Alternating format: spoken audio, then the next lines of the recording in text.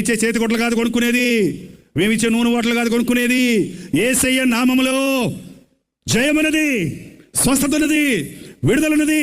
మీరు యేసుక్రీస్తు నామంలో మోకరించి ప్రార్థిస్తే అద్భుతాలు జరుగుతాయి.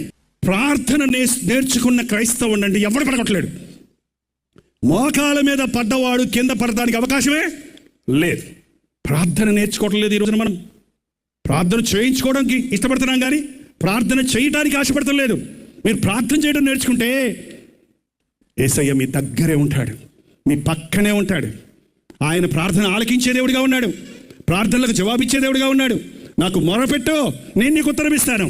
ఆపత్కాలంలో నువ్వు నాకు మొరపెట్టు, నేను నీకు ఉత్తరం ఇస్తాను. నాకు మొరపెట్టు, నీకు గూఢమైన మర్మమైన ఆశ్చర్య కార్యాలను నేను బయలుపరుస్తాను. ఈరోజు చాలామంది క్రైస్తవులకు కూడానండి రేపటి గురించిన భయం. నేను ముసలోడిని అయిపోతే ఏమైపోతాను, మా అమ్మాయి పెళ్ళి ఎవరు చేస్తారు,